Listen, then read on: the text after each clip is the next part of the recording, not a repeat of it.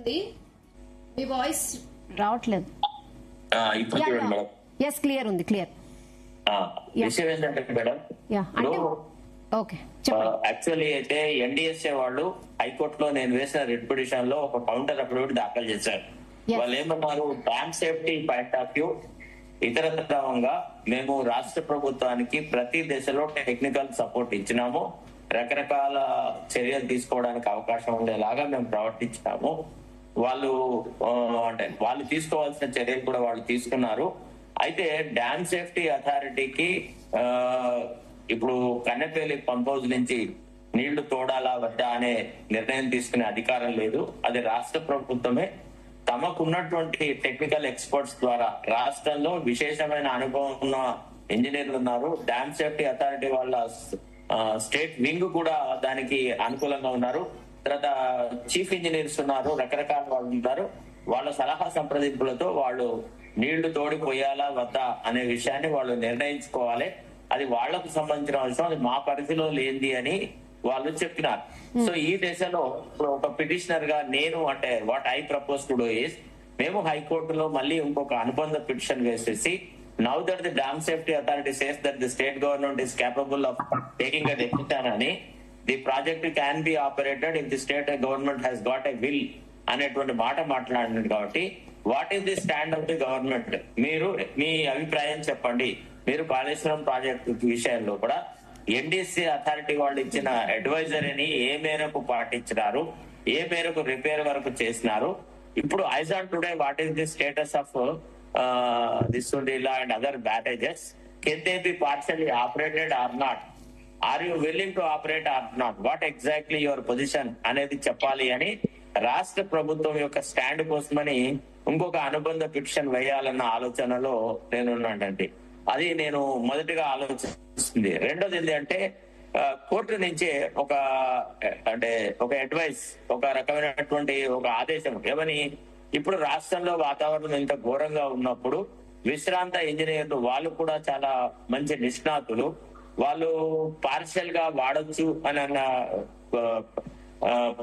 మనము ప్రాజెక్టుని వాడొచ్చు అని చెప్పిన తర్వాత అసలు మీరు వాళ్లతో ఎందుకు సంప్రదింపులు జరపట్లేదు? ఒకసారి విశ్రాంత ఇంజనీర్లతో, తర్వాత మిగతా టెక్నికల్ స్టాఫ్ ఎవరైతే ఎక్స్పర్ట్స్ ఉన్నారో వాళ్ళందరితో ఒక మీటింగ్ పెట్టి you take a decision, either way operation చేయగలము చేయలేము, కాళేశ్వరం ప్రాజెక్ట్ వాడతాము వాడము అనేటువంటి ఒక విధాన నిర్ణయం ఏర్పరచండి. అందుకు అనుకూలంగా మొదట ఈ టెక్నికల్ ఎక్స్పర్ట్స్ తో ఒక మీటింగ్ పెట్టండి అని ఈ రెండు అనుబంధ పిటిషన్లు వేయాలన్నటువంటి ఆలోచనలో నేను ఉన్నానండి. అంటే నా ఆలోచన అది. ఇప్పుడు ఏదో ఒక చోట విషయం తెగాల, ప్రజలకు అర్థం కావాలా. ఇప్పటి వరకు ప్రభుత్వం ఎంతసేపు అంటే ప్రభుత్వం అని అనడం కంటే ముఖ్యమంత్రి రేవంత్ రెడ్డి గారే కాళేశ్వరం కూలేశ్వరం అనేటువంటి ఒక అంశాన్ని ప్రతిసారి చెప్తూ అసలు ప్రాజెక్ట్ రిపేర్ వర్క్ల విషయంలో ఏ రకమైన చర్యలు తీసుకోలేదు. వాళ్ళు కౌంటర్ అఫిడవిట్ లో ఏం చెప్తున్నారంటే, యాక్చువల్లీ మేము వాళ్ళకి జూలై 24 లోపల డ్యామ్స్ ని రిపేర్ చేయడానికి, వాటిని మళ్ళీ రీయూజబుల్ గా చేయడానికి మేము అడ్వైజర్స్ ఇచ్చినాము అనేటువంటి మాట మాట్లాడినారు. మరి జూలై 24 అయిపోయింది, 25 అయిపోయింది, 26 కూడా అయిపోయింది. అంటే దాదాపుగా 3 years గడిచిపోయింది. మరి వీళ్ళు తీసుకున్న చర్యలు ఏంది? ఏ మేరకు వీళ్ళు రిపేర్ వర్క్ చేశారు? అసలు రిపేర్ చేయాలన్నటువంటి ఉద్దేశం వీళ్ళకు ఉందా లేదా? అసలు ఏ మేరకు రిపేర్ అవసరము, దానికి ఎంత ఫైనాన్షియల్ ఎలకేషన్ అవసరము, ఏ రకమైన రిపేర్ వర్క్ చేయాల్సిన అవసరం ఉంటుంది అనే దాని మీద రాష్ట్ర ప్రభుత్వానికి ఏదైనా క్లారిటీ ఆఫ్ థాట్ ఉందా లేదా అనే విషయం కూడా బహిర్గతం కావాలని అన్నప్పుడు రాష్ట్ర ప్రభుత్వం తమ స్టాండ్ ని హైకోర్టులో చెప్పేలాగా హైకోర్టును మనం వేడుకోవడం తప్ప ఇతరత్రంగా లేదు. ఒకటేంటంటే అసలు రాష్ట్రంలో ప్రభుత్వమే లేదు. గత వారం రోజులుగా ఓన్లీ కొండా సురేఖ చుట్టే రాష్ట్ర ప్రభుత్వం అంతా తిరుగుతోంది. ముఖ్యమంత్రికి సమయం లేదు, ఇరిగేషన్ మినిస్టర్ కు సంబంధం లేదు, ఎవరికి కూడా సమయం లేదు.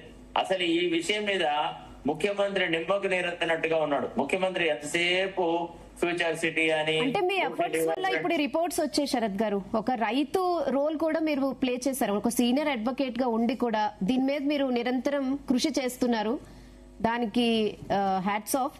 సో ఇప్పుడు రిపోర్ట్స్ వచ్చిన తర్వాత కూడా గవర్నమెంట్ ఎందుకు తాత్సారం చేస్తుందంటే, ఇప్పటికైనా సరే రిపోర్ట్స్ అయితే చాలా క్లియర్ గా చెప్తున్నాయి, అన్నారం సుందిళ్ళ సేఫ్ అని చెప్తున్నారు, ఎక్కడ ప్రాబ్లం ఉందో అది కూడా మెన్షన్ చేశారు. డైరెక్ట్ గా గవర్నమెంట్ డెసిషన్ తీసుకోవచ్చు అని అది కూడా చెప్పేశారు. అయినా సరే ఏంటి ప్రాబ్లం, ఎందుకు? అంటే వ్యక్తిగతంగా ఇప్పుడు ప్రతిదాన్ని ముఖ్యమంత్రి పర్సనల్ గా తీసుకున్నాడు. ఒకటి, కాళేశ్వరం అనేది ఒక నిష్ప్రయోజకరమైనటువంటి ఇంజనీరింగ్ ఎఫర్ట్ అనేటువంటిది ప్రూవ్ చేయాల్సింది. You want to prove that Kaleshwaram is an engineering disaster.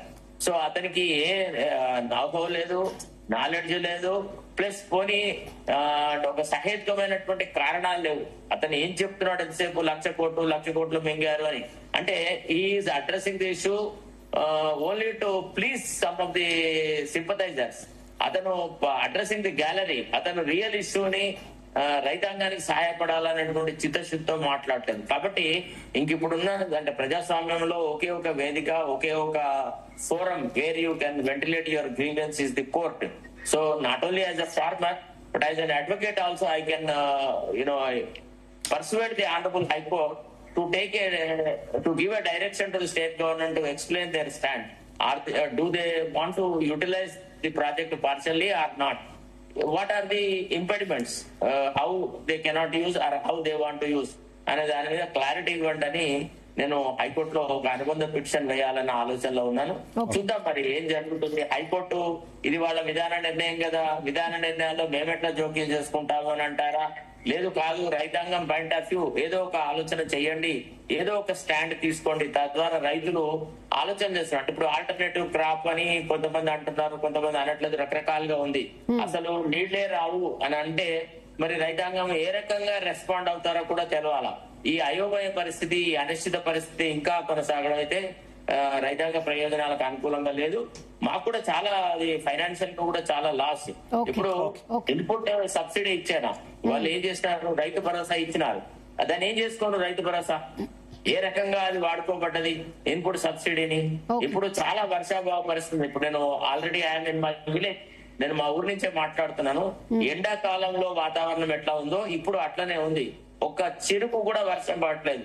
మరి ఈ దశలో రైతులను ఆదుకునే నాదుడు లేడా?